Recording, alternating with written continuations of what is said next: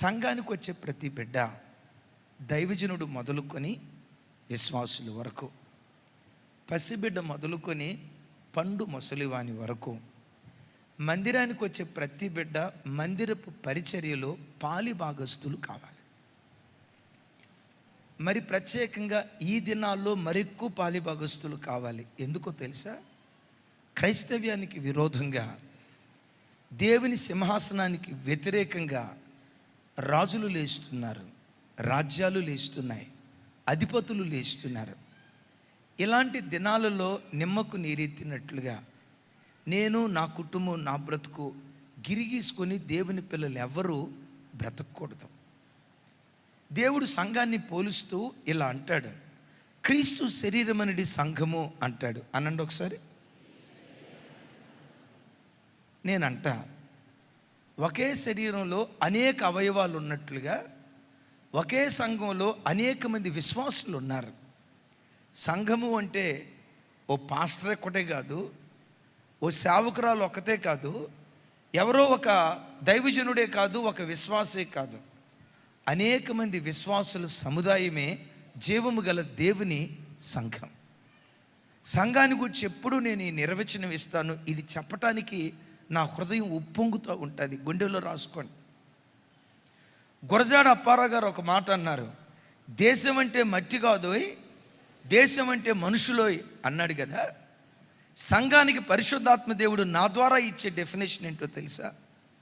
సంఘం అంటే రాతి గోడలు కాదోయ్, రాతి గోడల మీద రాయబడిన రాతలు కాదోయ్, యేసుక్రీస్తు రక్తముతో విమోచించబడిన వ్యక్తుల సముదాయమే జీవము గల దేవుని సంఘం. సంఘం అంటే రాతి గోడలు కాదు, రాతి గోడల మీద రాయబడిన రాతలు కాదు, సౌండ్ సిస్టమ్ కాదు, మైక్ కాదు, యాంప్లిఫైర్ కాదు, కంజర కాదు, డోలక్ కాదు. యేసు రక్తముతో విమోచించబడిన వ్యక్తుల సముదాయమే జీవము గల దేవుని సంఘం. ఒకరు చెయ్యి అయితే మరొకరు కాలు, ఒకరు కన్ను అయితే ఇంకొకరు చెవి, ఒకరు చెవి అయితే ఇంకొకరు నాలుక. శరీరంలో ప్రతి అవయవానికి ఒక్కో ప్రత్యేకమైన పని ఉంది. నేను మిమ్మల్ని ఒక మాట అడుగుతా, శరీరపు అవయవాల్లో అసలు ఈ అవయవాలను ఏ ఉపయోగం లేదండి అని చెప్పుకునే అవయవం ఏదైనా ఉందా? ఉంటే మాకు ఇచ్చేయండి, మార్కెట్లో అమ్ముకుంటామండి. ఎవరి దగ్గరైనా అయ్యగారు ఈ కన్ను ఎందుకు వేస్తే అయ్యగారు, 2 ఉన్నాయి కదా, ఒకటి సరిపోదా? 2 కళ్ళు ఉన్నాయి కదా, ఒకటి సరిపోదా? ఒకటి సరిపోతుంది అయ్యగారు, ఒక కన్ను ఇవ్వండి, ₹1,00,00,000 వస్తాయి తల్లే. 2 కిడ్నీలు ఎందుకు అయ్యగారు, ఒకటి సరిపోద్దులే అయ్యగారు అని అంటే కిడ్నీ ప్రాబ్లంతో బాధపడే వాళ్ళు చాలామంది ఉన్నారు. శరీరపు అవయవాల్లో ప్రతి అవయవానికి ఓ ప్రత్యేకమైన పని ఉంది. కన్ను చూస్తుంది, చెవి వింటుంది, నోరు మాట్లాడుతుంది, చేతులు పనిచేస్తాయి, కాళ్ళు నడుస్తాయి.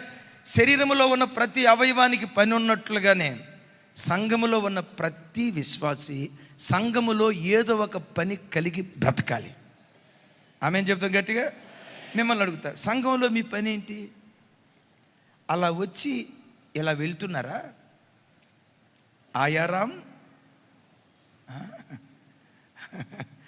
ఆయారాం గయారాం బ్యాచ్లో ఉన్నారా? కాదు కాదు, అది దైవికమైన క్రమం కాదు.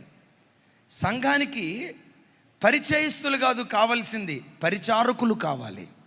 అగైన్, సంఘానికి పరిచయస్తులు కాదు, పరిచయస్తులు ఏంటో తెలుసా? వచ్చేటప్పుడు హాయ్, వెళ్ళేటప్పుడు బాయ్, దట్స్ ఇట్. పరిచారకుడు అలా కాదు. పరిచారకుడు ఏం చేస్తాడో తెలుసా? అందరికంటే ముందు వస్తాడు, అందరికంటే చివరి వెళ్తాడు. కొంతమంది వస్తారు మందిరానికి, పాస్టర్ గారు ప్రార్థన చేసి ఆమెననే లోపు చర్చిలో సగం మంది మాయమైపోతారు. నాకు డౌట్ వస్తుంది, ప్రభు రాకడ ఏమన్నా జరిగిందా యారా? సంఘం ఎత్తబడిందా ఏంటి? అయ్యో మేము విడవబడ్డావా ఏంటి? మా మీద మాకు డౌట్ వస్తుంది.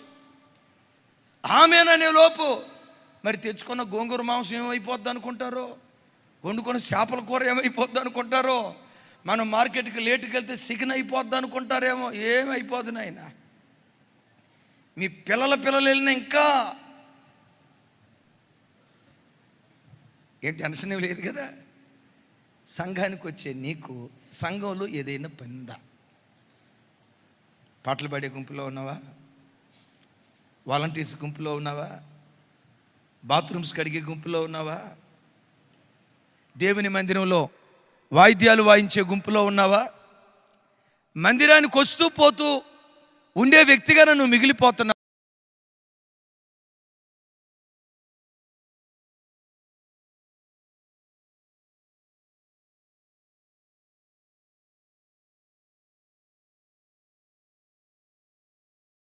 యేసయ్యకు స్తోత్రాలు చెప్దాం.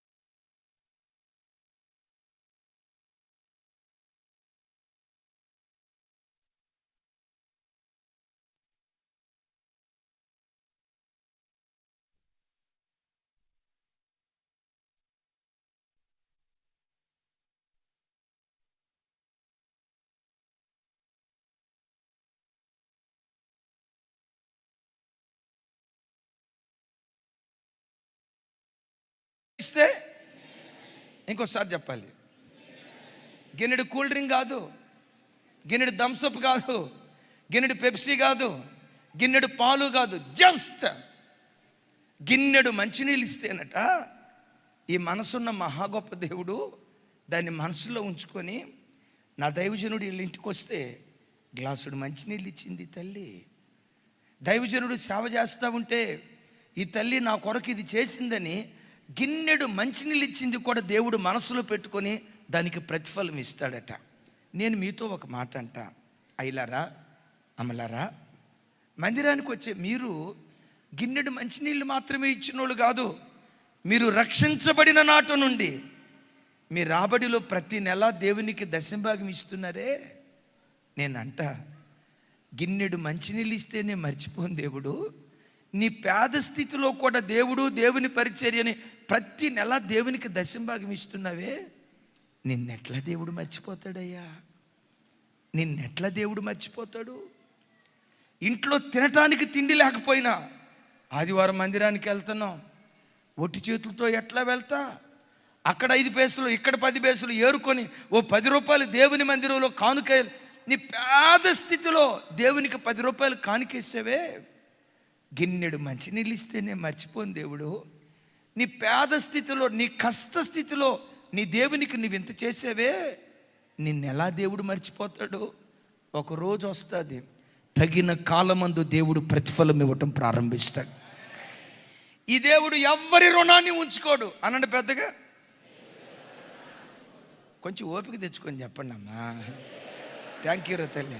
ఒకసారి పెద్దగా రా తల్లి. నీ దేవుడు ఎవ్వరి రుణాన్ని ఉంచుకోడు. వాని పనికి తగిన జీతం దేవుడు అనుగ్రహిస్తాడు. 25 సంవత్సరాలు నువ్వు కష్టపడి పెంచుతావే పిల్లల్ని, వాడికి ఎప్పుడైనా పురుగు తిరిగితే ఏమంటాడు తెలుసా? ఏం చేసావు మమ్మీ, నాకు ఏం చేసావు ఏంటి? చదివిచ్చావా? కన్నందుకు చదివించకపోతే ఏం చేస్తావు? సంతలో అమ్ముతావేంటి? ఏం చేసావు మమ్మీ? 25 సంవత్సరాల నీ కష్టాన్ని కడుపున పుట్టిన బిడ్డలు ఒక్క మాటతో కొట్టేస్తాడు.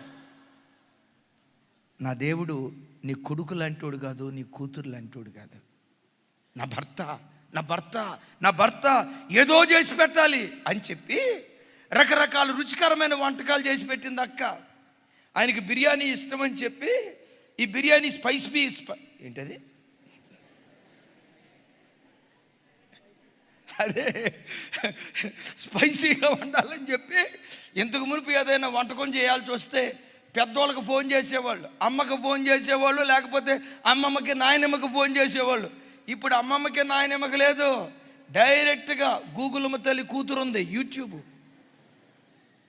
యూట్యూబ్లో కొట్టి హైదరాబాదీ దమ్ బిర్యానీ ఎలా చేయాలి, ఆంధ్ర పలావ్ ఎలా చేయాలి, మొత్తానికి గూగుల్ తల్లిని అడిగితే ఆ యూట్యూబ్ ఒక బిర్యానీ చెప్పిందా? నీకు ఆంధ్ర బిర్యానీ కావాలా, ఆంధ్ర పలావ్ కావాలా, హైదరాబాదీ దమ్ బిర్యానీ కావాలా, గమ్ బిర్యానీ కావాలా? మొత్తానికి 2 సెలెక్ట్ చేసి మా సార్ వచ్చేలోపు ముక్క నోట్లో పెట్టుకోవటం ఆలస్యం, అదిరిపోయింది అనాలని చెప్పి ఆ ఆడబిడ్డ 5 గంటలు కష్టపడి అక్కడి నుంచి ఇన్ఫర్మేషన్ తీసి ఎక్కడి నుంచి ఇన్ఫర్మేషన్ చేసి అద్భుతమైన చికెన్ బిర్యానీ చేసింది. కాకపోతే చిన్న పొరపాటు ఏంటంటే ఉప్పు వేయాల్సింది ఉప్పు పోసింది, అంతే. ఏమంత పెద్ద ఎక్కువ పొరపాటు ఏంటంటే ఉప్పు వేయాల్సింది ఉప్పు పోసింది. ఉప్పు పోసిన సంగతి పాపం బిడ్డకు తెలియలా. మా ఊడు ఆవురు మంట వచ్చాడు, మంచి ఆకలితో ఉన్నాడు. మామూలు సమయంలోనైతే ఇంత ముద్ద పెట్టుకునేవాడు, ఈసారి అయితే లడ్డు ఈ సైజు మొత్తం మొలదిప్పి ఒక్కసారి నోట్లో పెట్టుకున్నాడు, సిరిసేదు. ఉప్పు కసిమైన తర్వాత అప్పుడు చూస్తాడు సార్ భార్య వైపు, అది సూపులతో చంపుతారంటారు చూసారా? చూసి ఏమంటాడు తెలుసా? అసలు నిన్ననేవి సుఖమే,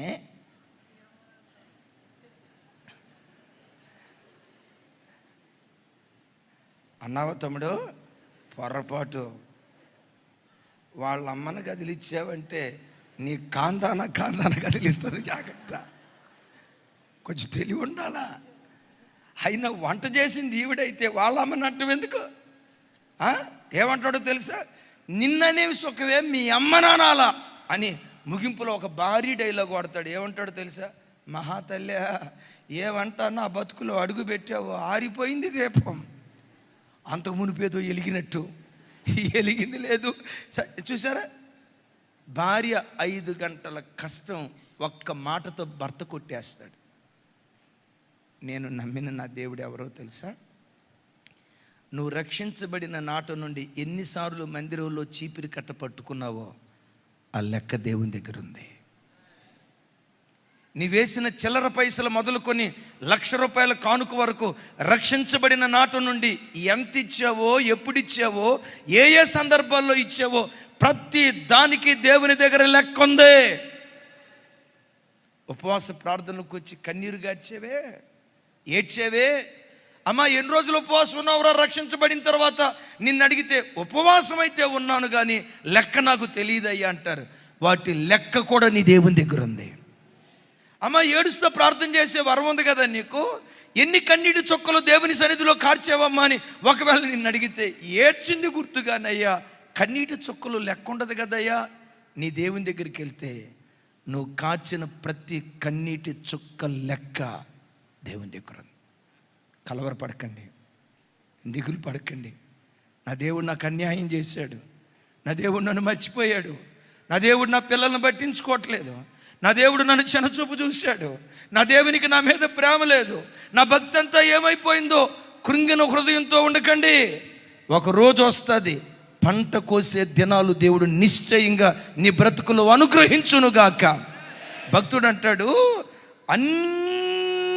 అందరూ చూడండి, అన్నిటికీ కుదురుబాటు కాలం ఒకటి వస్తుంది అంటాడు. అనండి ఆ మాట. నీ పిల్లల జీవితం కుదురుబాటు అయ్యే ఒక కాలం దేవుడు నిర్ణయించాడు. నీ బిడ్డల వివాహం కుదురుబాటు కాలం అయ్యే ఒక దినం దేవుడు నిర్ణయించాడు.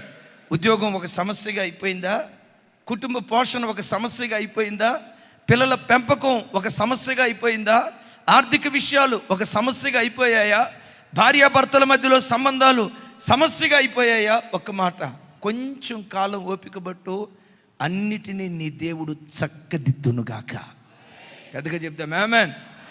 అయితే ఇన్ని కార్యాలు దేవుడు చేయాలంటే చర్చికి వచ్చే ఏ వ్యక్తి కూడా పరిచయస్తుడుగా ఉండొద్దు అనండి. మరి ఎలా ఉండాలి? ఏదో ఒక పనిలో, ఎడిటింగ్ పనిలోనా, టెలిఫోన్స్ చేసే పనిలోనా, ఊడ్చే పనిలోనా పని కలిగి ఉండు. నువ్వు చేసిన ప్రతి దానికి నా దేవుడు ప్రతిఫలం ఇవ్వటం ప్రారంభిస్తాడు. ఫిలిప్పీ సంఘంలో 5 రకాల వ్యక్తులు ఉన్నారు. నంబర్ 1 ఒక్కరు, నంబర్ 2 ఇద్దరు, నంబర్ 3 కొందరు, నంబర్ 4 అనేకులు, నంబర్ 5 అందరూ. అనండి ఒకసారి. చివరికి వచ్చేసారు. మొదటి 4 ఏం చేస్తారు? మొదటిది ఒక్కరు, రెండవది, మూడవది, ముగ్గురు అనేరు కాక కొందరు, నాలుగవది అనేకులు, ఐదవది అందరూ. ఈ 5 కేటల వ్యక్తులు ఉన్నారు. వాక్యం బోధించే నేను, వాక్యం వింటున్న మీరు, మనం ఏ గుంపులో ఉన్నామో ఆలోచించుదాం. ఒక్కరు అపోస్తులైన పౌలు వారు, ఆ ఒక్కరు తిమోతి, ఆ ఒక్కరు ఎపఫ్రోదితు. వాళ్ళను గూర్చి గత వారం చెప్పాను, ఇక వాళ్ళ గురించి నేను చెప్పలేను, సమయం అయిపోయింది కనుక. ఈరోజు సెకండ్ సెషన్లో ఇద్దరి గూర్చి చెప్పాను. వాళ్ళిద్దరు ఎవరయ్యంటే యువోదియా, సుంటుకే. యువోదియా, సుంటుకే ఎవరయ్యంటే ఫిలిప్పీ ప్రాంతంలో సంఘం స్థాపించబడినప్పుడు పౌలుతో కలిసి సహపరిచారకులుగా పరిచర్యలో సహకరించిన వాళ్ళు.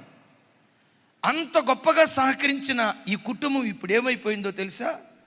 యునికే సుంటికే మధ్య నువ్వు గొప్ప, నేను గొప్ప వివాదం వచ్చేసి ఏ సంఘాన్ని వాళ్ళ చేతులతో కట్టారో ఆ సంఘానికి వాళ్ళు సమస్యగా మారిపోయారు. వీళ్ళ ప్రారంభం బాగుంది కానీ ముగింపు బాగాల. సెకండ్ సెషన్లో అద్భుతమైన వర్తమానం. అమ్మా, బైబిల్ చరిత్రలో ఆదికాండం నుంచి ప్రకటన గ్రంథం వరకు ఒక 100 క్యారెక్టర్స్ మనం తీస్తే ఈ 100 క్యారెక్టర్స్లో వాళ్ళ ప్రారంభం చాలా ఘనంగా ఉంది. 100 మందిది. బాధాకరం ఏంటో తెలుసా? ఆ 100 మందిలో 73% ప్రజల ముగింపు ఘోరంగా ఉంది. జస్ట్ 27% ప్రజల ముగింపే ఘనంగా ఉంది. మీ అందరితో చెప్తున్నా, మీ ఆత్మీయ జీవితం ప్రారంభించేటప్పుడు ఎంత ఘనంగా ప్రారంభించారో మీ ముగింపు అంతకంటే ఘనంగా ఉండునుగాక. ప్రసంగి గ్రంథకర్త అంటాడు కదా, కార్యారంభము కంటే సొలొమోను కార్యారంభం అద్భుతం. దావీదు కూడా అంత భాగ్యం దొరకలా. సొలొమోను మోకరించి ప్రార్థన చేస్తే సాక్షాత్తు దేవుడే ప్రత్యక్షమై, నా కుమారుడా సొలొమోనా, నీకేం కావాలో కోరుకొని దేవుడు ముఖాముఖిగా మాట్లాడాడు. దావీదుకు దొరకని భాగ్యం, మందిరం కట్టాలనుకున్నాడు. సొలొమోను తన స్వహస్తాలతో మందిరాన్ని కట్టాడు. అంతటి జ్ఞాని, అతని పూర్వపు రాజుల్లోనైనా అతని తర్వాత రాజులోనే అంత గొప్ప కృప పొందినవాడు. కానీ ముగింపుకు వచ్చేసరికి ఎంత ఘోరమో తెలుసా? ఏ చేతులతో దేవుని మందిరాన్ని కట్టాడో అదే చేతులతో నిర్దేవులను ఆరాధించే దయ్యపు ఆలయాలు కట్టించినట్లుగా లేఖనాల్లో చూస్తున్నా. భ్రష్టుడైపోయాడు. కార్య ఆరంభం గొప్పగానే ఉంది, ముగింపుకు వచ్చేసరికి ఘోరంగా ఉంది. అపోస్తులైన పౌలు వారు ఉన్నాడు. ఆయన ఆరంభం గొప్పగా ఉంది, ముగింపు అంతకంటే గొప్పగా ఉంది. ఒక చిన్న ప్రశ్న అడిగి నేను ఇప్పుడు వాక్యంలోకి వెళ్తాను. చెల్లి నా వైపు చూడు, తమ్ముడు, అయ్యా, అమ్మ, నువ్వు రక్షణ పొందిన ప్రారంభ దినాల్లో నీకేసయ్య అంటే బాగా పిచ్చి కదా, మందిరం అంటే పరిగెత్తేదానివి కదా, ప్రార్థన చేయటం అంటే నీకు బాగా ఇష్టం కదా, రోజుకొచ్చి గంట 2 గంటలు 3 గంటలు మోకరించిన స్థలంలో నుంచి నువ్వు లేచేదానివి కాదు కదా, బైబిల్ చదవటం ప్రారంభిస్తే 3 అధ్యాయాలు 4 అధ్యాయాలు అన్నం మర్చిపోయి ఆకలి మర్చిపోయి వాక్యం చదివేదానివి, ప్రార్థన చేసేదానివి కదా. ఓ చిన్న ప్రశ్న అడుగుతా, ఆనాటి భక్తి ఈనాడు నీకుందా? ఆనాటి దైవాసక్తి ఈనాడు నీకుందా? ఆనాడు దేవుని నువ్వు ప్రేమించిన విధానం ఈనాడు ఆ రీతిగా నువ్వు ప్రేమించగలుగుతున్నావా? భక్తి సన్నగిలిపోయిందా? ఆసక్తి సన్నగిలిపోయిందా? ఈరోజు ఒక మాట అడుగు, దేవా, నేను నానాటికి బలాభివృద్ధి పొందే కృప నాకు దయచేయి నాయన. నా బలం రోజు రోజుకు అధికం కావాలి. నిన్నటి బలం కంటే ఈనాటి బలం, ఈనాటి బలం కంటే రేపటి బలం అధికమయ్యే కృప దయచేయి. అట్టి కృప దేవుడు మనందరికీ దయచేయును గాక. ఈ ఫిలిప్పీ సంఘంలో 3వది కొందరు ఎలా ఉన్నారో పౌలు గారు చెప్తాడు. చూడండి ఆ మాట. ఫిలిప్పీలకు రాసిన పత్రిక 1వ అధ్యాయం 15వ వచనం నుంచి 18వ వచనం వరకు నేను చదువుతాను. నాతో కలిసి అందరూ చెప్పడానికి ప్రయత్నం చేయండి. నేను త్వరగా సాధ్యమైనంత వరకు ముగించడానికి ప్రయత్నం చేస్తాను. అందరూ నాతో కలిసి ఆ మాటలు తెరిచి ధ్యానించడానికి ప్రయత్నం చేయండి, ఎవరు మౌనంగా ఉండక. 1వ అధ్యాయం 15వ వచనం నాతో కలిసి చెప్పండి. కొందరు అసూయ చేతను, కలహబుద్ధి చేతను, మరికొందరు మంచి బుద్ధి చేతను క్రీస్తును ప్రకటించుచున్నారు. నా వైపు చూడండి. కొందరు అనే మాట చదివాం కదా. ఆ కొందరులో 3 రకాలైన బుద్ధులు కలిగిన వాళ్ళు ఉన్నారట. ఒకళ్ళేమో అసూయ బుద్ధి కలిగిన వాళ్ళు, రెండవదేమో కలహ బుద్ధి కలిగిన వాళ్ళు, 3వ గుంపు ఉంది మంచి బుద్ధి కలిగిన వాళ్ళు. ఏ బుద్ధి? కొందరు అసూయ బుద్ధి ఉందట, కొందరికి కలహ బుద్ధి ఉందట, మరికొందరు మంచి బుద్ధితో ఉన్నారట. ప్రతి బిడ్డ, దేవుని దగ్గరికి వచ్చిన ప్రతి బిడ్డ దేవుని దగ్గర బుద్ధిని సంపాదించుకోవాలి, మంచి బుద్ధిని సంపాదించుకోవాలి. సామెతల గ్రంథంలో ఒక చోట ఏమని రాసిందంటే, నీ ఆస్తి అంతా ఇచ్చి జ్ఞానం. అక్క, నువ్వు కొత్త బైబిల్ రాయికక్క, జ్ఞానమే లేదు. నీ ఆస్తి అంతా ఇచ్చి బుద్ధిని సంపాదించుకో అని రాసింది. ఏం సంపాదించుకోమని అంది రాసింది? నేను మిమ్మల్ని అడుగుతా, ధనం గొప్పదా, గుణం గొప్పదా? అబద్ధం ఆడకుండా చెప్పండి. ఇంకోసారి పెద్దగా చెప్పండి. ధనం గొప్పదా, గుణం గొప్పదా? గుణం గొప్పదా అన్నారు కదా. మరి మీ పిల్లల కొరకు ప్రార్థన చేసేటప్పుడు ధనం కావాలని ప్రార్థన చేశారా? గుణం? అబద్ధం ఆడొద్దు, ఏనండి, అబద్ధం ఆడకుండా చెప్పండి. డబ్బు కోసం మంచి ఉద్యోగం కావాలి, మంచి వ్యాపారం కావాలి, చదువుల్లో ఉన్నతంగా రాణించాలి అని ఎక్కువ ప్రార్థన చేశారా? బుద్ధి కొరకు ప్రార్థన చేశారా? అబద్ధం ఆడొద్దు.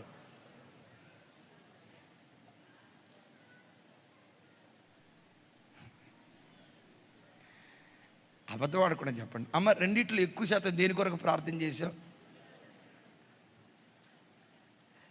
ఎక్కడ దొరికిపోతారో ఎవరు చెప్పట్లా. తమ్ముడా, నువ్వు చెప్పు తమ్ముడా. డబ్బు కోసం ఎక్కువ, ధనం కొరకు ఎక్కువ ప్రార్థన చేస్తావా, గుణం కొరకు ప్రార్థన చేస్తావా? యథార్థవంతుడు సుధాకరావు ఎక్కువ శాతం ధనం కోసం ప్రార్థన చేస్తారు. చెయ్యకూడదని కాదు బిడ్డలరా, గుణంకు సమమైనది ప్రపంచంలో ఏదీ లేదు. పిల్లలకు చిన్నతనం నుంచి వీడికి సుబుద్ధి దయచేయ్యా, మంచి బుద్ధి దయచేయ్యా, బుద్ధి కొరకు ప్రార్థించాలి. హోషేయ గ్రంథంలో రాసి ఉంటుంది, బుద్ధి లేనివాడు వృద్ధిలోకి రాడు అనండి. ఇంకోసారి అనండి. బుద్ధి లేనివాడు వృద్ధిలోకి రాడు. మరి బుద్ధి కలిగినవాడు, బుద్ధి ఎవడిలో ఉంటుందో వాడు అంతకంతకు వృద్ధి పొందుతాడు. అరే, చెరపట్టబడిన బానిస పిల్లోడిగా వెళ్ళాడు, దానియేలు బైబిల్ ఏమని రాసిందో తెలుసా? 127 సంవత్సరాలను ఏలే ప్రధానమంత్రిగా మార్చబడ్డాడు.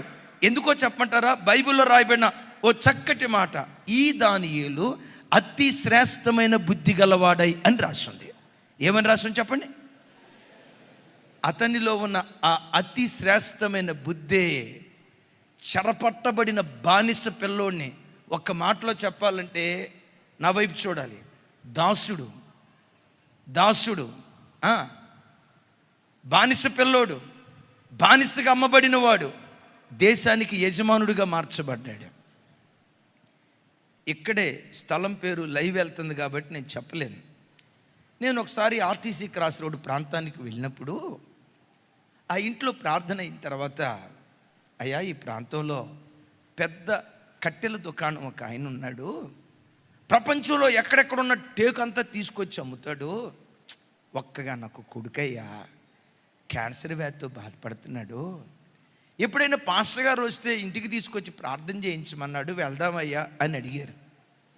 సరే వెళ్దామని చెప్పి నేను వెళ్ళే పరంపరలో ఈలోపు చెప్తున్నారు ఆ ఇంటోళ్ళు, పాపం మొన్న మధ్య పెళ్ళయిందయ్యా, భార్య నిండు గర్భవతి, ప్రసవం కాకమునిపై ఆయన క్యాన్సర్ వ్యాధి అది 4th స్టేజ్లో ఉందని తెలిసిపోయింది, కట్టుకున్న భార్య కన్న తండ్రి అల్లాడిపోతున్నారయ్యా అని చెప్పారు. నేను ఆ ఇంటికి వెళ్ళా. బహుశా 60-65 సంవత్సరాల వయసు ఉంటుందేమో, 60 సంవత్సరాల లోపు.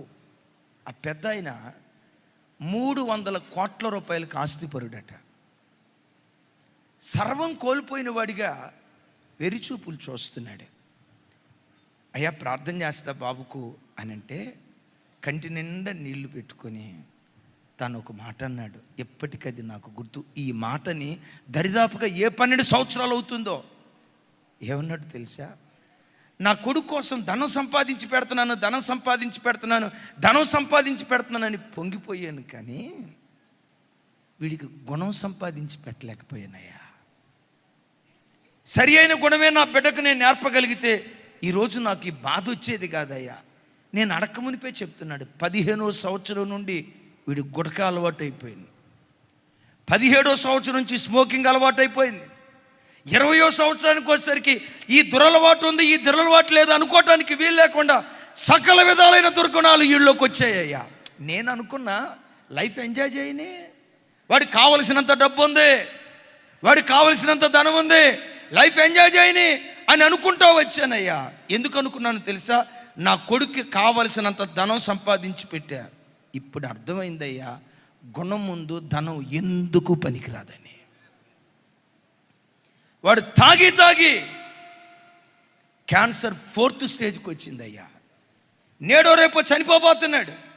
ఎన్టీఆర్ క్యాన్సర్ హాస్పిటల్కి వెళ్ళాను, బసవతారక ఆ హాస్పిటల్కి వెళ్ళాను. అయ్యా కోట్ల రూపాయలు ఖర్చు పెడతా, ఒకవేళ ఇక్కడ కాకపోతే అమెరికా తీసుకెళ్తా, ఆస్ట్రేలియా తీసుకెళ్తా. డాక్టర్లు అన్నారు, అమెరికా కాదు, ఆస్ట్రేలియా కాదు, ప్రపంచంలో ఎక్కడికి తీసుకెళ్ళినా ఈ బిడ్డ బాగుపడ్డు, చెయ్యి దాటిపోయింది.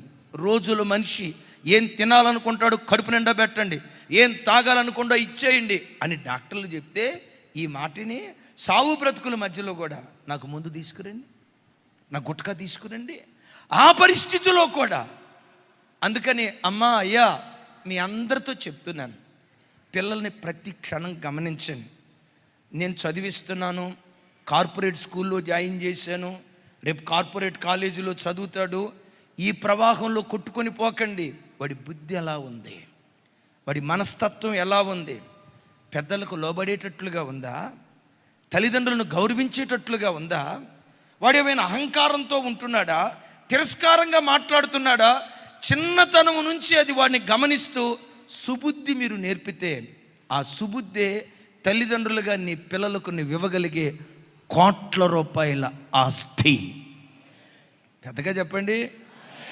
అదే నీ పిల్లలకు నీవు ఇవ్వగలిగే కోట్ల రూపాయల ఆస్తి. కొందరు అసూయ బుద్ధితో ఉన్నారట. మీకు తెలుసా? దేవుని అభిషేకం పొందిన ఒక ఆయనలోకి దయ్యం దిగి వచ్చింది. దేవుని అభిషేకం పొందిన ఒక ఆయనలో దయ్యం దిగి వచ్చింది. ఎవరైనా? పౌలు కాదు తల్లా. థ్యాంక్ యూ అమ్మా, థ్యాంక్ యూ. ఎవరు? ఎందుకు దయ్యం దిగి వచ్చింది? మిమ్మల్ని ఒక మాట అడుగుతా, నా వైపు చూడండి. మిమ్మల్ని ఒక మాట అడుగుతా, సౌలు మీదకి దయ్యం దిగి రావటానికి సౌలు ఏమైనా సినిమా హాల్కి వెళ్ళాడా? సౌలు ఏమన్నా బ్రాందీ షాప్కి వెళ్ళాడా? కోడి పందాలు ఆడాడా? చెప్పండి సార్. పేకాట ఏమన్నా ఆడాడా? బార్ షాప్కి ఏమైనా వెళ్ళాడా? బీర్ ఏమన్నా తాగాడా? ఎక్కడైనా ఏ స్త్రీతోనైనా అపవిత్రంగా ప్రవర్తించాడా? లేదే. మరి ఎందుకు దయ్యం దిగి వచ్చింది? అసూయ అనే ఒక చట్టబుద్ధి. అలా జయించి వెళ్తా ఉంటే దావీదు ప్రాణానికి తెగించి ఇశ్రాయేలుని గెలిపించాడు అన్న వార్త విని స్త్రీలు ఏమని పాట పాడారో తెలుసా? దావీదుకు 10,000 కొలది, సౌలుకు 1000 కొలది స్తుతులు అని పాట పాడారట. నేను అప్పుడప్పుడు చెప్తా కదా, నిజంగా అక్కలు చాలా మంచివాళ్ళమ్మా. సౌలు ఏమి చేయకపోయినా రాజు కాబట్టి కాస్తంత గౌరవంగా 1000 అన్నారు. ఆ పాటలు పాడే గుంపులో కనుక నేను కనుకుంటే, ఏం తమ్ముడు ఏం చేశాడని చెప్పాలి? 40 రోజులు ఆ గొలియాతుగాడు వచ్చి కనపడుతూ ఉంటే మా సౌలు సారు టెంట్లోనే ఉండి పిస్తా తిన్నాడు, బర్గర్లు తిన్నాడు, బాద్షా తిన్నాడు, బాదం పప్పు తిన్నాడు. అదేమంటే యుద్ధం చేయాలన్నాడు కానీ యుద్ధంలోకి రాట్లా. విన్నారా? మరి మిలిటరీ వాళ్ళకి మామూలు ఫుడ్ ఉంటుందా చెప్పండి? మిలిటరీ వాళ్ళకి మామూలు అన్నీ తీసుకున్నాడు కానీ ఖర్చు పట్టుకొని యుద్ధానికి వెళ్ళాల. ప్రాణానికి తెగించి సున్నతి లేని ఈ ఫిలిష్తీయుడు జీవము కలిగిన దేవునికి వ్యతిరేకంగా నిలవబట్టమా, చావనన్నా చస్తా, బ్రతకనన్నా బ్రతుకుతా, దేవుడు గెలిపిస్తే సరి, లేదా నా దేవుని కొరకు చచ్చిపోవటానికి కూడా సిద్ధమే. యుద్ధ భూమిలో అడుగుపెట్టి చావుకు తెగించి ప్రాణమొడ్డి ఇశ్రాయేలీయులను గెలిపించాడు. అటుగా చెప్తాం ఆమేన్. ఇది ఈ తల్లులకు తెలిసింది. ప్రాణానికి తెగించి పోరాడేడ్రా అని చెప్పి వాళ్ళు ఎంత మంచోళ్ళో చూడండి. దావీదుకు 10,000 కొలది, పెద్దగా చెప్పాలా? సౌలు చేసిన పనికి ఒకవేళ ఆ పాటలు పాడే బ్యాచ్లో మీరుంటే కనీసం ఆ 1000 అన్నా మీరు ఇచ్చి ఉండేవాళ్ళ. మీరు ఇస్తారేమో నాకు తెలియదు కానీ నేను మాత్రం ఇచ్చేవాడిని కాదు. సరే 1000 అన్నారు కదా, ఏంటి దావీదుకి 10,000, నాకు విషపు చూపు నిలిపాడట.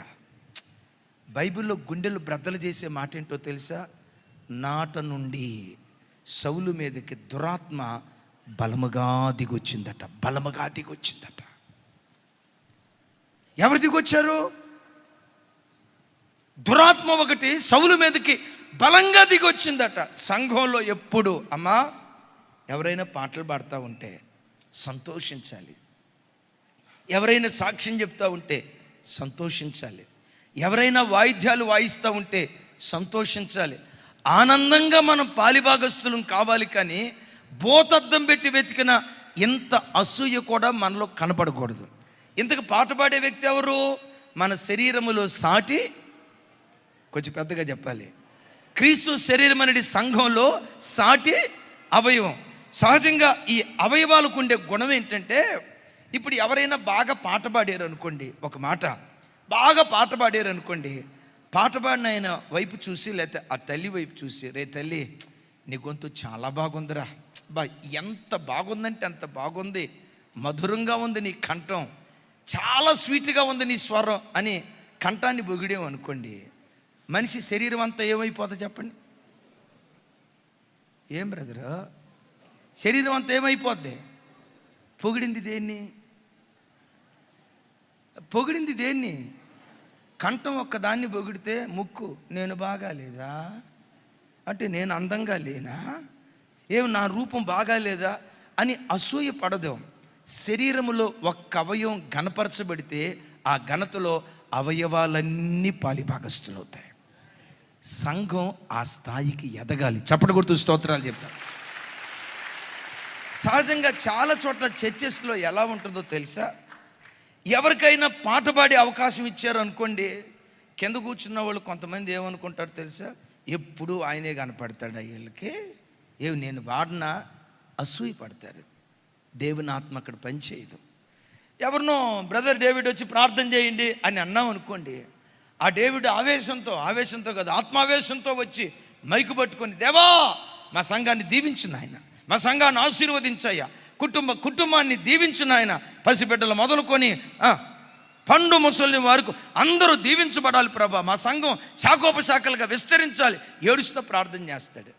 కింద కూర్చున్న వాళ్ళు కొంతమంది, ఈయనకి ఎప్పుడు డేవిడ్ కనపడతాడా, డేవిడ్కి ఇచ్చాడంటే ఏదో మతలబుండి ఉంటుంది అని ఇట్లా ఆలోచిస్తా.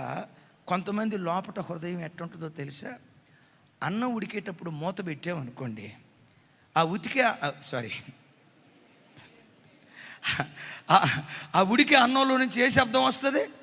తొక తొక తొక తొక తొక తొక శబ్దం వస్తుంది. మనోడు తొక తొక దయవల్ల డేవిడ్ ఎంత ఆత్మావేశంతో ప్రార్థన చేసిన ఆ ప్రార్థన చర్చి పైకప్పు కూడా దాటదు. ఎందుకో తెలుసా? మనోడు తొక తొక దయ. ఎవరైనా ప్రార్థన చేస్తున్నారనుకో, సంఘం ఏ స్థాయికి వెళ్ళాలో తెలుసా? ఎవరైనా క్రీస్తు శరీరములో నా సాటి అవయవం. అతడు బయటోడు కాదు, అతడు పొరుగోడు కాదు, ఎవడో మాకు తెలియనివాడు కాదు. క్రీస్తు శరీరం అనేది సంఘంలో సాటి అవయవం, నా తోటి బిడ్డ. ఆ సంతోషంలో పాలిభాగస్తులైతే మీకు తెలుసా, అప్పుడు సంఘంలో ఆత్మవర్షం కుమ్మరించడం దేవుడు ప్రారంభిస్తాడు. కొందరు అసూయ బుద్ధి చేత ఉన్నారట. మరి కొంతమంది సంఘంలో ఎలా ఉన్నారట? కలహ బుద్ధి చేత ఉన్నారట. అమ్మా, అయ్యా, నా వైపు చూడండి. మీ తండ్రిగా నేను ఇంత పెద్ద మాట అంటున్నందుకు నన్ను క్షమించండి. మీ తండ్రిగా మీ కాళ్ళు పట్టుకొని బ్రతుకులాడుతున్నా. ఎవ్వరితో కలహించకండి. కట్టుకున్న భార్యతోనైనా, కట్టుకున్న భర్తతోనైనా, మీరింట్లో కలిసి బ్రతికేటువంటి వృద్ధులతోనైనా, పెద్దలతోనైనా, సంఘస్థులతోనైనా, కన్న తల్లిదండ్రులతోనైనా ఎవ్వరితో కలహ బుద్ధితో మీరు బ్రతకొద్దు. ఎందుకో తెలుసా? అసూయ, కలహ బుద్ధి ఎక్కడుంటుందో అక్కడ ప్రతి విధమైన నీచ కార్యాలు జరుగుతాయట.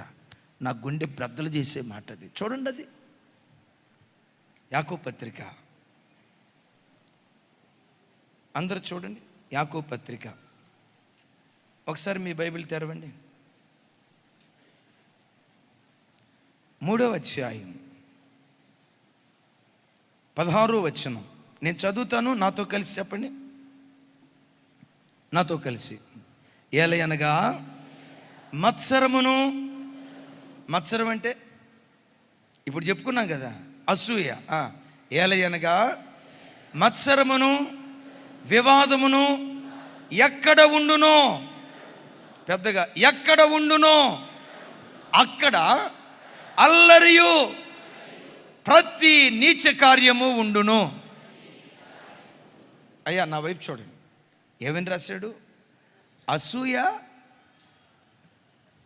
వివాదం ఎక్కడుంటుందో అక్కడ అల్లరి, ప్రతి నీచ కార్యం ఉంటుంది. కొంతమంది ఉంటారు, భర్తతో ఫుల్గా గొడవ పడతారు, ఫుల్గా బిర్యానీ తిని గురకలు పెట్టి నిద్రపోతారు. అరే, ఈ మనిషికి ఎట్లా నిద్రపట్టిద్దో అర్థం కాదు. కొంతమంది పురుషులు ఉంటారు, ఆ మగ పౌరుషత్వాన్ని చూపించి భార్యను గొడ్డును బాదినట్టు బాది స్విగ్గీ ఆర్డర్ చేసి మా వాడు బిర్యానీ తెచ్చుకొని నువ్వు తిన్నావా అని కూడా అడగడు, గురకలు పెట్టి నిద్రపోతాడు. కలహబుద్ధి ఎంత ప్రమాదకరమైందో తెలుసా? కొంతమంది భర్తలు పదే భార్య మీద కయ్యాన్ని కాలు దూవుతారు. నీ ఇంటిలో భవిష్యత్తులో నీచ కార్యాలు జరుగుతాయి, జాగ్రత్త.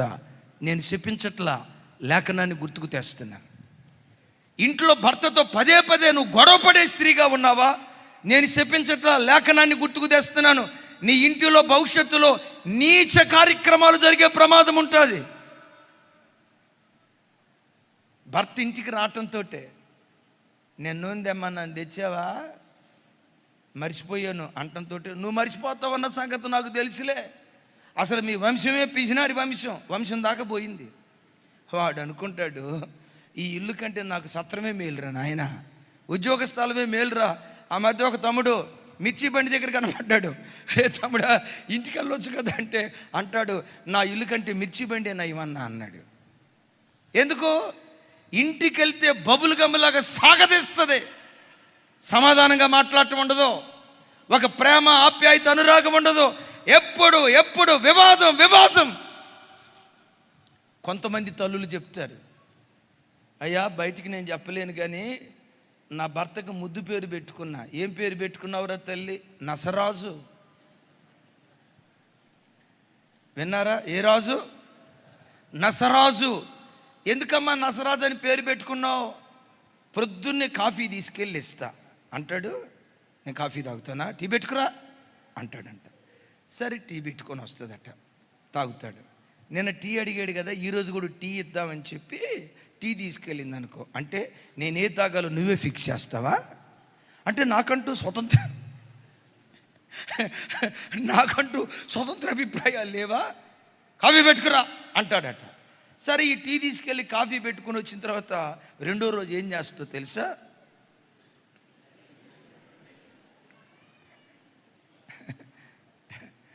అందరు నా వైపు చూడాలి. టీ కాఫీ రెండు పెట్టుకొని పోద్దట. వచ్చేటప్పుడు మూట తెచ్చావుగా, మీ అమ్మగారింటి నుంచి వచ్చేటప్పుడు మూట తీసుకొచ్చావుగా, రెండు పెడతావా?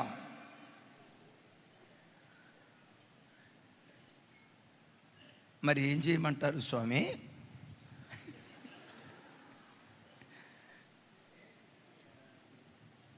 మజ్జిగ తీసుకురా. అయ్యా వంట చేస్తాను. కరివేపాకు చూస్తాడు, ఇన్ని కరివేపాకులు అవసరమా? అంటే ఎన్ని ఆకులు వేయాలో లెక్కేసుకొని వేస్తావా? ఇన్ని ఆకులు అవసరమా? ఉప్మా చేస్తావా? ఉప్మాలో పురుగుల్లాగా ఉంటాయి కదా, ఏంటవి? ఎప్పుడన్నా నసరాజు ఇన్నావాలా? అయ్యా ఏమీ అనలేక గతి లేక కాపురం చేస్తున్నానయ్యా.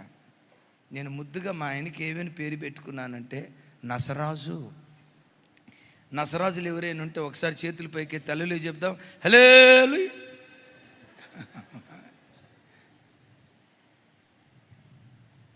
ఏం జరిగిందో తెలుసా? ఒకరోజు ఆ భర్త మనసు విరిగిపోయి, ఈ గయ్యాల దాంతో కాపురం చేసే కంటే ఉద్యోగ స్థలంలో అమ్మాయి మంచిగా మాట్లాడుతుందిగా, మన ఎవరో ఫేస్బుక్లో ఒక అమ్మాయి కలిసిందిగా, నీచ కార్యానికి దిగజారుతాడు నీ భర్త, జాగ్రత్త. నీచ కార్యానికి నీ భార్య దిగజారుతుంది, జాగ్రత్త. కొందరి బుద్ధి కలహ బుద్ధి, కొందరి బుద్ధి అసూయ బుద్ధి. పౌలు అంటాడు, మరికొందరైతే మంచి బుద్ధితో బ్రతుకుతున్నారు అంటాడు. ఓ మాట అడుగుతావా? కలహ బుద్ధి నాలో ఉండకూడదయ్యా, అసూయ బుద్ధి నాలో ఉండకూడదయ్యా.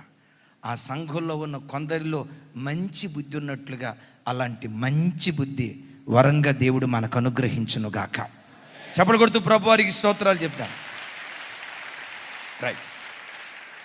నాలుగవది, సంఘములో అనేకులు అనండి.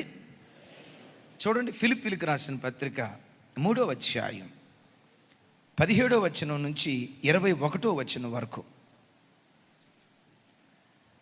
ఫిలిప్పీలకు రాసిన పత్రిక, నాతో కలిసి చెప్పండి అందరూ. సహోదరులారా, మీరు నన్ను పోలి నడుచుకొనుడి, మేము మీకు మాదిరి అయి ఉన్న ప్రకారం నడుచుకుని వారిని గురిపెట్టి చూడుడి. 18వ వచనం, అనేకులు క్రీస్తు శిలువకు శత్రువులుగా నడుచుచున్నారు. వీరిని గూర్చి మీతో అనేక పర్యాయాలు చెప్పి ఇప్పును ఏడ్చుచూ చెప్పుచున్నాను. అక్కడ నా వైపు చూడండి అమ్మా. పౌలు వారు ఒకప్పుడు ఏడుస్తూ చెప్పాడట, ఏమని? ఫిలిప్పీ సంఘస్థులారా, మీలో కొందరు సిలువకు శత్రువులుగా బ్రతుకుతున్నారు. ఎప్పుడు చెప్పాడు? ఒకప్పుడు చెప్పాడట. చెప్పిన కొన్ని సంవత్సరాల తర్వాత ఈ పత్రిక రాస్తూ మరలా ఇప్పుడు కూడా ఏమంటాడు? వాళ్ళు మారేరయ్యా అని అంటలా. ఏమంటాడు? వీరిని గూర్చి మీతో అనేక పర్యాయాలు చెప్పి ఇప్పుడును, అప్పుడు మామూలుగా చెప్పాడేమో, ఇప్పుడైతే ఏడుస్తూ చెప్తున్నాడట. బిడ్డలారా, నా వైపు చూడండి. ఒక అన్యుడు క్రీస్తుకు శత్రువు అయ్యాడంటే దట్స్ ఓకే. నిజదేవుడు ఎవరో తెలియక ఒకడు దేవునికి శత్రువు అయ్యాడంటే దట్స్ ఇట్. యేసుక్రీస్తు రక్తంతో కడగబడి ఆదివారం మందిరానికి వచ్చి బాప్తిస్మం తీసుకొని బాప్తిస్మం పొందిన వ్యక్తి క్రీస్తు శత్రువుగా బ్రతికితే వాళ్ళను గూర్చి దేవుడు ఏడుస్తాడు. మీరు అనొచ్చు, అయ్యా యేసుక్రీస్తుకు శత్రువుగా బ్రతికేది ఎవరు, క్రైస్తవుడు ఎలా బ్రతుకుతాడు అని అంటారా? మీకు అర్థమయ్యే భాషలో చెప్తాను. పాత నిబంధనలో పస్కా గొర్రె పిల్ల రక్తాన్ని ఇజ్రాయేలీలు ఐగుప్తు దేశంలో ద్వారబంధాల మీద పూశారు. సహజంగా గడపకు 4 కమ్మీలు ఉంటాయి. 2 నిలువు కమ్మీలు, కొంచెం గట్టిగా, 2 నిలువు కమ్మీలు, 2 అడ్డ కమ్మీలు, 4 కమ్మీలు ఉంటాయి. అవునంటారా కాదంటారా? కింద గడప, పైన గడప, 2 నిలువు గడపలు. రక్తం పూసేటప్పుడు దేవుడు ఎలా పూయమన్నాడు తెలుసా? అదిగో 2 నిలువు గడపలకు రక్తం పోయండి, పై గడపకు రక్తం పోయండి, కింద గడపకు రక్తం పోయకండి అన్నాడు. అయ్యా, కింద గడపకి ఎందుకు రక్తం పోయొద్దు? 4 గడపలు కదా, ఎందుకు పోయొద్దు అన్నాడంటే, మీరు అటుగుండా వెళ్ళేటప్పుడు, అటు నుంచి ఇటు వచ్చేటప్పుడు పొరపాటున మీ కాలు ఆ గుమ్మానికి తగులుతుంది. అప్పుడు దేన్ని తొక్కిన వాళ్ళు అవుతారు? రక్తాన్ని తొక్కిన వాళ్ళు అవుతారు. యేసుక్రీస్తు రక్తాన్ని మీరు తొక్కితే ఆ సిలువకు మీరు శత్రువులు అయిపోతారు. రక్తం మీరు తొక్కకూడదు. మరి ఆ రక్తం ఎలా ఉండాలి? పై నిలువు కమ్మీలకి అడ్డు కమ్మి, అంటే ఆ రక్త ప్రోక్షణలో మీరు బ్రతకాలి, కానీ రక్తాన్ని తొక్కే వ్యక్తులుగా మీరు ఉండకూడదు. మరోసారి ఈ మాట చెప్తున్నాను, ప్రతి క్రైస్తవుడు రక్త ప్రోక్షణ కింద బ్రతకాలి. ఆమేన్ చెప్పండి గట్టిగా. అంటే మనం ఎక్కడికి వెళ్తున్నా యేసు రక్తం, యేసు రక్తం, యేసు రక్తం అని, ఆయన రక్తం నీ తల మీద అభిషేక తైలంగా ఉండాలి. ఆయన రక్తం నీ తల మీద అభిషేక తైలంగా ఉందా, ఆ రక్తమే చీకటి శక్తులతో దునుమాడటం ప్రారంభిస్తుంది, అంధకార శక్తులతో దునుమాడటం ప్రారంభిస్తుంది. ఎవడు చాతబడి చేసినా, మాంత్రిక క్రియలు చేసినా, తాంత్రిక క్రియలు చేసినా నీకు ఎంత కూడా నష్టం కలగదో. ఇప్పుడు తెలుసా, యేసు రక్త ప్రోక్షణ కింద నువ్వు బ్రతికినప్పుడు ఆ రక్తం నిన్ను అట్లా కప్పాలా అనండి. ఇట్లా ఆ రక్తం నిన్ను ఇట్లా ఆ రక్త ప్రోక్షణ కింద నువ్వు బ్రతికితే, కొంతమంది చూడండి చౌరస్తాల దగ్గర దిష్టి తీస్తారు. ఓసారి సిఎంఆర్ అపార్ట్మెంట్ కాడ ఉన్నప్పుడు ప్రొద్దున్నే లేచాడు, చూస్తే అడివుడు దిష్టి తీసి, ఆ దిష్టిలో ఏముంటాయి చెప్పండి? తలదూకోగా ఊడిపోయిన ఎంట్రుకలు, ఎండు మిరపకాయలు, అదేదో పసుపు నీళ్ళు, పచ్చటి నీళ్ళు అది పోసిండు. అలా పోసారో లేదో, షాపూర్ వాటర్ ట్యాంకర్ దగ్గర నుంచి స్పీడ్గా 2 వీలర్ మీద వస్తున్నాడు ఒక ఆయన వెనక చాలా వెహికల్స్ వస్తున్నాయి. పొద్దున్న డ్యూటీకి వెళ్ళి అడావుడిలో ఈ 2 వీలర్ రోడ్డు 6 అడుగుల జానుబాహుడు ఎప్పుడైతే ఈ ఎర్ర నీళ్ళు చూశాడో ఒకేసారి బ్రేక్ వేసాడండి. బ్రేక్ వేయటం ఆలస్యం, కప్పెగినట్లుగా ఎగిరి అందులోనే పడిపోయాడు. ఆయన పడ్డాడా? ఆయన తర్వాత ఏం జరిగిందో తెలుసా? ఉద్యోగ అడావుడిలో వస్తున్నారు కదా, ఒకళ్ళ మీద ఒకళ్ళు. నాకు అనిపించింది, ఈ దిష్టి వీళ్ళ గుండెల్లో ఎంత భయాన్ని పుట్టిస్తుందిరా. కానీ క్రైస్తవుడి దగ్గరికి వచ్చేసరికి అద్భుతం ఏంటో తెలుసా? యాకోబులో మంత్రము లేదు, ఇశ్రాయేలీలలో శకునము లేదు. ఆ మంత్రాలు తంత్రాలు దేవుని పిల్లల్ని ఏమీ చేయలేవు. ఒకవేళ మీరు వెళ్ళేటప్పుడు అక్కడెక్కడ దిశ తీసింది ఉందనుకో, హాయిగా బండి పానిచ్చిన తర్వాత ఏమైనా ఇద్దేమో. ఒక్కటే యాకోబులో మంత్రము లేదు. కొంచెం పెద్దగా, మీరు పొద్దున్నే లేచేసరికి ఎవరో నిమ్మకాయ నీళ్ళు, బాదం పప్పు, శాతపడి బొగ్గు అదంతా మీ ముందేసారనుకో, కోడిగుడ్లు ముందేసారనుకో, అన్నయ్య శాతపడి చేశారు అన్నయ్య అని టెన్షన్ పడద్దు. కోడిగుడ్లు వేసారా, శుభ్రంగా ఆమ్లెట్ వేసుకొని తిను. ఎవరో ఆమెను అన్నారు. బాదం వేశారా, హాయిగా తిను. నిమ్మకాయలు వేసారా, రాబోయేది వేసవి కాలం, షరబత్ హాయిగా తినండి. ఎందుకో తెలుసా? యేసు రక్తముతో కడగబడిన నిన్ను దుష్టుడు ముట్టడో. నీ మీద ఉన్న అభిషేకం అంత గొప్పది, నిన్ను ఆవరించిన ప్రభావం అంత గొప్పది, నీ మీద ప్రోక్షించబడిన రక్త ప్రభావం అది. దాన్ని గూర్చి పౌలు గారు అంటాడు కదా, సిలువను గూర్చిన వార్త నశించిపోతున్న ప్రజలకు వెర్రితనమేమో కానీ రక్షించబడుతున్న మనకు అది దేవుని శక్తి అయి ఉన్నది. అందుకని కూర్చున్న లేచిన యేసు రక్తం ఆ రక్తాన్ని, రక్త ప్రోక్షణ కింద మనం బ్రతకాలే కానీ ఆ రక్తాన్ని, చెప్పండి, ఆ రక్తాన్ని కాళ్ళతో త్రొక్కకూడదు. మీరు నన్ను అడగొచ్చు, అన్నయ్య యేసు రక్తాన్ని కాళ్ళతో త్రొక్కేవాడు ఎవరో చెప్పమంటారా? బాప్తిస్మం తీసుకొని ఒకప్పుడు తాగుబోతుగా బ్రతికి బాప్తిస్మం తీసుకొని 1 సంవత్సరం తర్వాత మరలా త్రాగుడికి వెళ్తాడే, ఆ వ్యక్తి యేసు రక్తాన్ని కాళ్ళతో తొక్కేవాడు. ఒకప్పుడు నాకు సినిమాల అలవాటు ఉందయ్యా, ఇక ఆడి జోలి నేను వెళ్ళనయ్యా, బ్రతికితే ప్రభు కొరకు, చనిపోయినా ప్రభు కొరకే బ్రతుకుతానని బాప్తిస్మం తీసుకుంటారే. బాప్తిస్మం తీసుకొని 2-3 సంవత్సరాలు భక్తిగా బ్రతికి ఏ సినిమా గతంలో వదిలిపెట్టాడో, కుక్క తన వాంతికి తిరిగినట్లుగా అదే పాపానికి నువ్వు తిరిగితే, అదే సినిమా హాల్కు నువ్వు వెళ్తే నువ్వెవరివో తెలుసా? యేసు రక్తాన్ని కాళ్ళతో తొక్కిందని అయిపోతావు. ఒకప్పుడు సెల్ ఫోన్ అంటే నీకు ఎలర్జీ. ఆ వాట్సాప్ స్టేటస్లు చూసేదానివి కాదు. ఏనా పనికిమాలిన బొమ్మలు పొరపాటున వాటి వైపు కన్నెత్తి చూడటానికి కూడా ఇష్టపడేదానివి కాదు. అంత నిష్టగా బ్రతికావు. ఈరోజు ఫోన్ ఆన్ చేస్తే అదే పనికిమాలినవి పదే చూస్తూ అపవిత్రతలో నువ్వు మునిగి తేలుతున్నావంటే నీవెవరివో తెలుసా? యేసుక్రీస్తు సిలువకు నువ్వు శత్రువే. యేసయ్య రక్తాన్ని పాదాలతో త్రొక్కేవాడివి. ఆ ఇంట్లో కుటుంబ ప్రార్థన జరుగుతుంది. తండ్రి మంచం మీద పడుకున్నాడు, ఆయన ప్రార్థనకు రాడు. బాప్తిస్మం తీసుకున్నాడు కానీ కొన్ని బలహీనతలను బట్టి చర్చి రావటం మానేశాడు. మంచం మీద పడుకున్నాడు. ఆ తల్లి, భక్తి కలిగిన తల్లి, కుటుంబ ప్రార్థన చేసుకుందామని 2 పిల్లల దగ్గర పెట్టుకొని కుటుంబ ప్రార్థన స్టార్ట్ చేసింది. ఈలోపు వాళ్ళ అబ్బాయి ఏమైందో ఏమో, వాష్రూమ్కి వెళ్దామనో ఏమో, సడన్గా ప్రార్థన మధ్యలో నుంచి లేచి అటు వెళ్ళేటప్పుడు బైబిల్ కాలుతో తొక్కాడట. ఎప్పుడైతే కొడుకు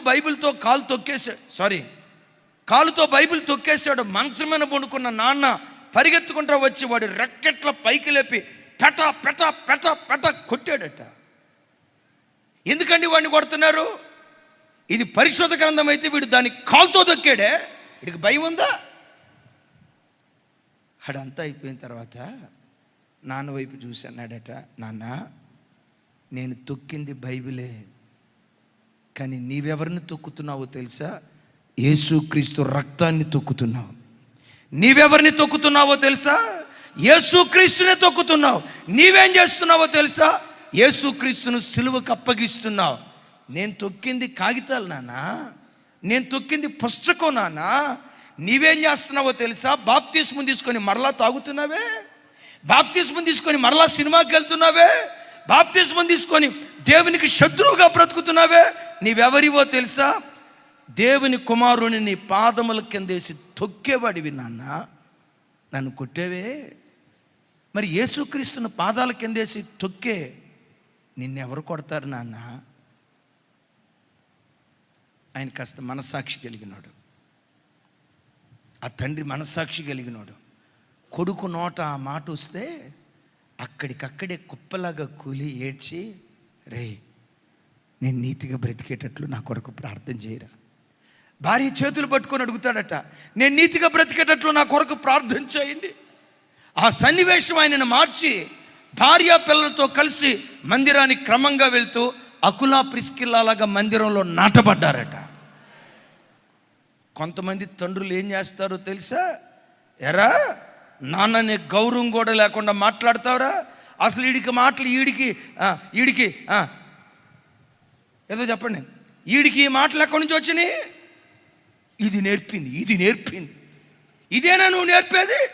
వీడి పాపపు రంకు బాగోతం చెప్పడు, వీడి చీకటి బాగోతం చెప్పడు, వీడి అపవిత్రపు రోత జీవితం చెప్పడు, దీని పెంపకం సరైంది కాదంటాడు. కొంతమంది క్రైస్తవులు మనస్సాక్షి చచ్చిన వాళ్ళు ఉంటారు, వాళ్ళు సిలువకు శత్రువులు. సంఘంలో కొంతమంది సిలువకు శత్రువులుగా బ్రతుకుతున్నారు. పౌలు గారు అంటాడు, నేను క్రీస్తును పోలి నడుచుకునే ప్రకారం మీరు నన్ను పోలి నడుచుకునుడి. కొందరు శత్రువులుగా బ్రతికితే అదే సంఘంలో కొందరు మాదిరిగా బ్రతుకుతున్నారు. చప్పట్లు కొడుతూ స్తోత్రాలు చెప్తాం. అన్నా నా మాట అర్థమైందా? కొందరు శత్రువులుగా బ్రతికితే మరికొందరు ఎలా బ్రతుకుతున్నారు? అయ్యో చెప్పాలి. అనేకులు శత్రువులుగా బ్రతికితే కొందరు మాత్రం అదే అంటాడు. చూడండి అన్నమాట, చూడండి అన్నమాట. తమ్ముడా 3వ అధ్యాయం 17వ వచనం, నాతో కలిసి, సహోదరులారా మీరు నన్ను పోలి నడుచుకొనుడి, మేము మీకు మాదిరి అయి ఉన్న ప్రకారం నడుచుకున్న వారిని గురిపెట్టి చూడుడి. ఆగండి అక్కడ ఒకసారి నా వైపు చూడండి. చాలా ఖరీదైన మాట. అమ్మా, సంఘానికి వచ్చే ప్రతి తల్లి సంఘంలో ఈ మాట అనగలగాలి. కుటుంబంలో బ్రతికే తల్లి తన పిల్లలను చూసి, రే నాన్నా నేను ప్రభువులో ఎలా బ్రతుకుతున్నాను, నన్ను చూసి నువ్వు నేర్చుకో. నేను ఎలా జీవిస్తున్నానో నా మాదిరికరమైన ప్రవర్తన చూసి, నన్ను చూసి క్రీస్తుని పోలి బ్రతుకు అనగలిగే స్థితికి ప్రతి తల్లి ఎదగాలి. మందిరానికి వచ్చే ప్రతి తండ్రి పిల్లలను కూర్చోబెట్టి, రే నాన్న నేను ఎలా బ్రతుకుతున్నాను, నేను ఎలా నీతిగా జీవిస్తున్నాను, దేవుని వాక్యాన్ని పట్టుకొని ఎలా దేవుని వెంబడిస్తున్నాను, నేను బ్రతికినట్లుగా బ్రతకండి అని చెప్పగలిగే దమ్ము ధైర్యం ఒక తండ్రిలో ఉండాలి. నేనంట తాగుబోతు తండ్రి ఆ మాట అనగలడా? అక్రమ సంబంధాల్లో బ్రతికే తండ్రి ఆ మాట అనగలడా? కుటుంబం అంటే బాధ్యత లేకుండా వావి వరుసలు తప్పి అక్రమంలో బ్రతికే తండ్రి ఈ మాట అనగలడా? బాధ్యత రాహిత్యంతో బ్రతికే ఏ తండ్రి అయినా పిల్లలను చూసి, రే నాకులాగా బ్రతకండ్రా అంటే, చాలే నాన్న నువ్వు బతికింది చాలే, సంసారం ఇప్పటికే నిప్పులు పెట్టావు, అప్పులు పాలు చేసావు, ఇక బతక నీకులాగే బతకాలని కడుపును పుట్టిన బిడ్డలు తండ్రి మొక్క మీద ఓస్తారు. ఏ తల్లి అనగలదు నన్ను పోలి నడుచుకోనడని? పౌలు వారు ఇక్కడ మాట్లాడతాడు, సహోదరులారా మీరు నన్ను పోలి నడుచుకొనుడి అనండి ఈ మాట. అయితే ఇక్కడ ఒక మాట చెప్తా, బహు విలువైన మాట. ఎవ్వడు స్వతహాగా పుట్టుకతో భక్తిపరుడు కాదు. స్వాభావికంగా మనం పాపులం. ఈ పాప సంబంధమైన జీవితం మనకి ఎలా వచ్చింది అంటే ఆదాము దగ్గర నుండి వారసత్వంగా వచ్చింది.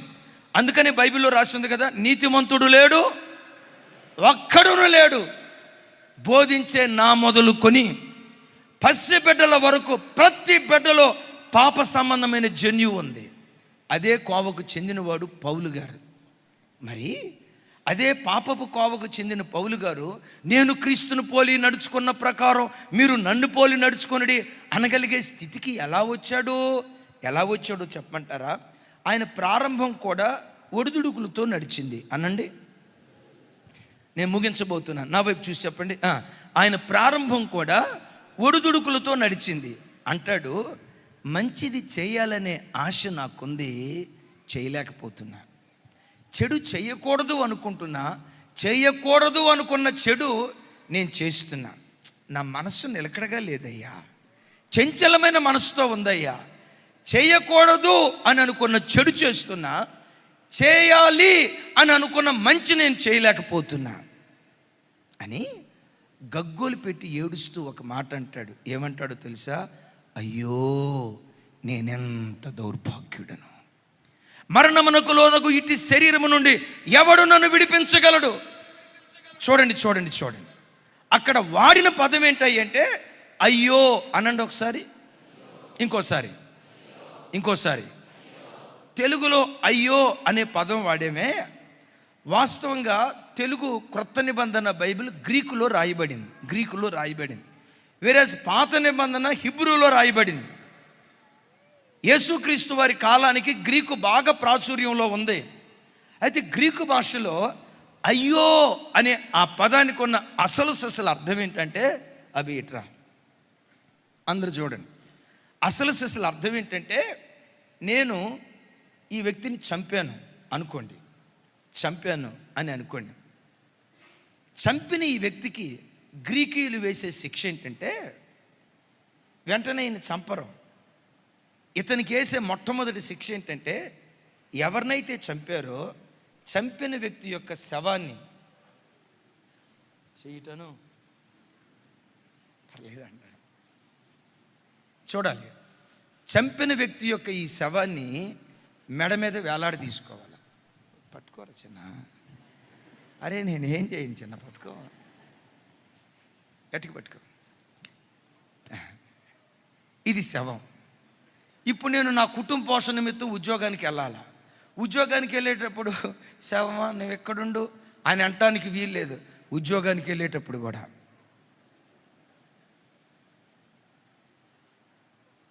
ఉద్యోగం అయిపోయిందా, తిరిగి ఇంటికి వచ్చేటప్పుడు కూడా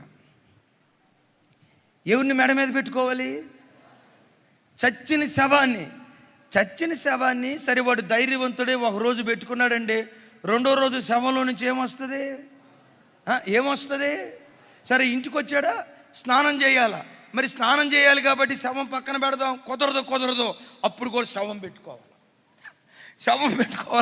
అప్పుడు ఏం చేయాలో తెలుసా? బకెట్లో నీళ్ళు తీసుకొని శవ స్నానం చేయాలా. తల స్నానం కాదు, శవ స్నానం చేయాలా. ఆ నీళ్లు పోసుకొని తానోళ్ళు రుద్దుకుంటాడు.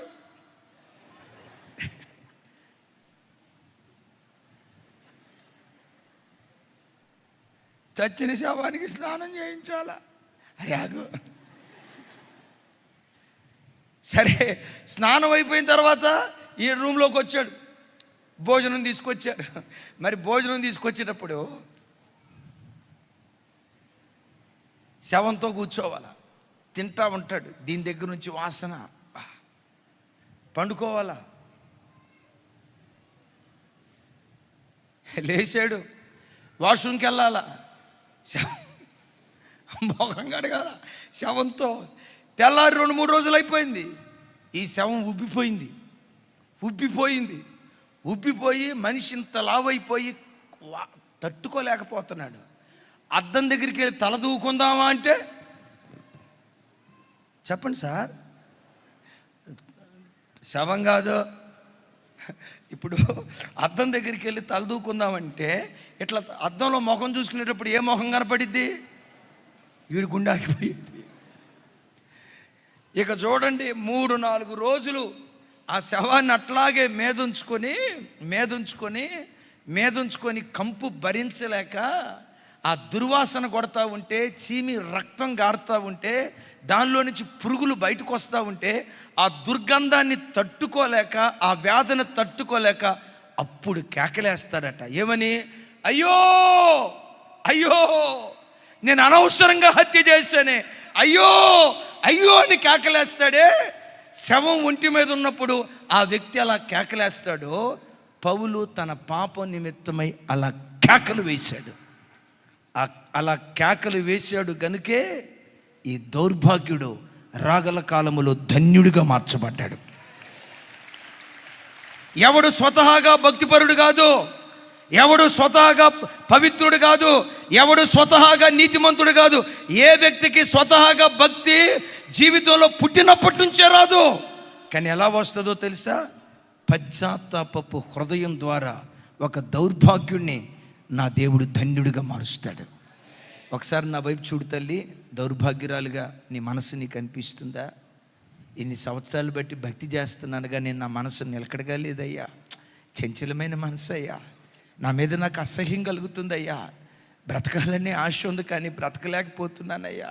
దేవుని కొరకు జీవించాలనే ఆశ ఉండే కదయ్యా బాప్తిస్మం తీసుకుంది, దేవుని కొరకు జీవించాలనే ఆశ ఉండే కదయ్యా మందిరానికి వచ్చింది, దేవుని కొరకు బ్రతకాలనే ఆశ ఉండే కదయ్యా ఈ మంచి సంఘంలో నేను కట్టబడుతుంది. ఇన్ని ఆశలున్నా నేను బ్రతకలేకపోతున్నానయ్యా. మీలో ఎవరైనా వేదంతో ఉన్నారా? తమ్ముడు, దిగులు పడకం. పౌలు కేకలేసినట్లుగా ఈ మధ్యాహ్నం నీవు కేకలు వేయగలిగితే, పౌలు కేకలు వేసినట్లుగా ఈ మధ్యాహ్నం నువ్వు కేకలు వేయగలిగితే, దౌర్భాగ్యుడైన నన్ను ఒక ధన్యజీవిగా దేవుడు మార్చగలుగుతాడు. ఇప్పుడు పౌలు అంటాడు, నేను క్రీస్తును పోలి నడుచుకున్న ప్రకారం మీరును చెప్పాలి. మీరును దౌర్భాగ్యం ఇప్పుడు ఏ స్థితికి వెళ్ళాడో తెలుసా? నాన్న క్రీస్తును పోలి నడవాలనుకుంటున్నారా? సరే, క్రీస్తు మీకు కనపడగా నేను మీకు చెప్తా, నన్ను పోలి నడవండి. నన్ను పోలి నడిస్తే మీరు క్రీస్తును పోలి నడిచినట్లేనని యేసు క్రీస్తుకు మాస్టర్ పీస్గా బ్రతికాడు. యేసుక్రీస్తుకు ఐకానుగా బ్రతికాడు. పౌలు ఎలా మాస్టర్ పీస్గా బ్రతికాడో ఈ వాక్యం బోధిస్తున్న నా మొదలుకొని వింటున్న ప్రతి బిడ్డను ఈ తరపు ఐకాన్స్గా దేవుడు మనలను స్థిరపరచును గాక. రాబోయే తరాలకు మాదిరిగా దేవుడు మనలను నిలుపును గాక. అందరూ అనండి. ఫిలిప్పీలకు రాసిన పత్రిక 2వ అధ్యాయం 21వ వచనం. ఇది ఒక్క నిమిషం చదివి ప్రార్థన చేస్తాను. ఇంకెక్కువ వివరణ నేను చెప్పను. నాతో కలిసి, అందరూ తమ సొంత కార్యములనే చూచుకొనుచున్నారు కానీ యేసుక్రీస్తు కార్యములు చూడరు. 22, అతని యోగ్యత మీరు ఎరుగుదురు. తండ్రికి కుమారుడు ఎలా సేవ చేసెనో అలాగే అతడు నాతో కూడా సువార్త వ్యాపకము నిమిత్తము సేవ చేసెను. అతడు ఎవరయ్యంటే తిమోతి. సరే వినండి, ఇక్కడ పౌలు గారు 21వ వచనంలో అంటాడు, నా వైపు చూసి చెప్పండి, నా వైపు చూసి చెప్పండి. అందరూ తమ సొంత కార్యములనే చూచుకొనుచున్నారు. అందరూ తమ సొంత కార్యములు చూచుకొనుచున్నారు, తప్పులేదు. నా మాట మీకు అర్థమైందా? అందరూ తమ సొంత కార్యములే అందరూ తమ సొంత కార్యములను చూసుకొనుచున్నారు, తప్పులేదు. కానీ ఏ తప్పో తెలుసా? అందరూ తమ సొంత కార్యములనే, ఏమన్నాడు ఇక్కడ? మీకు అర్థం కాలేదా? ఇంకొకసారి మిమ్మల్ని అడుగుతా. అందరూ సొంత కార్యాలే చూసుకుంటున్నారు. చూడండి, అందరూ తమ సొంత కార్యములనే చూసుకొనుచున్నారు అనే పదానికి అందరూ సొంత కార్యాలు చూసుకొనుచున్నారు అనే పదానికి ఏమైనా తేడా ఉందా? చాలా తేడా ఉంది. ప్రతివాడు తన సొంత కార్యాలు చూసుకోవాలా. నా ఇంటి కార్యాలు నేను చేయకపోతే ఎవరు చేస్తారు? నీ ఇంటి కార్యాలు నువ్వు చేసుకోకపోతే ఇంకెవరు చేస్తారు? మన ఇంటి కార్యాలు మనం చేసుకుంటూనే క్రీస్తు కార్యాలు చేసే వ్యక్తులుగా మనం బ్రతకాలి. కంపెనీకి వెళ్ళాలి, కంపెనీలో పని చేసుకోవాలి. తమ్ముడు హాస్పిటల్కి వెళ్ళాలి, హాస్పిటల్ పని చేసుకోవాలి. హాస్పిటలే ప్రపంచం అని అనకూడదు. అయ్యా, నాకు ఇమాన్యుయల్ చర్చ్ అనే ఒక చక్కటి మందిరం ఇచ్చావు, ఆ మందిరంలో నేను చేయదగిన పని ఏదైనా ఉందా? నన్ను ఒక పనిముట్టుగా వాడుకోయ్యా. ఈ పని చేయకుండా నీ ఉద్యోగం పనే, నీ ఇంటి పనే, నీ వ్యాపారం పనే నువ్వు చేస్తే చూడు, కుటుంబానికి న్యాయం చేసిన వాడివి అవుతావు, దేవునికి అన్యాయం చేసిన వాడివి అవుతావు. పిల్లలకు న్యాయం చేసిన దానివి అవుతావు, దేవునికి అన్యాయం చేసిన దానివి అవుతావు. దేవునిది దేవునికి, సామెత ఒకటి ఉంది కదా బైబిల్లో, కైసరుది కైసరికి, దేవునిది దేవునికి. నీ సొంత కార్యక్రమాలు చేసుకుంటూనే 24 గంటల కాల వ్యవధిలో ఆత్మల రక్షణ నిమిత్తమైన దేవుని పనిలో ప్రతి ఒక్కరూ యేసు నామం పేరిట పాలిభాగస్తులగుదురుగాక. ప్రారంభంలో చెప్పే కదా, గిన్నెడు మంచినీళ్ళు ఇస్తే పిల్లలకు తగిన కాలమందు దేవుడు ప్రతిఫలం ఇస్తాడు. అయ్యా, నా సొంత కార్యాలు చేసుకుంటూనే నీ పనిలో కూడా నేను పాలిభాగస్తుని కావాలి. అట్టి కృప దేవుడు మనందరికీ దయచేయునుగాక.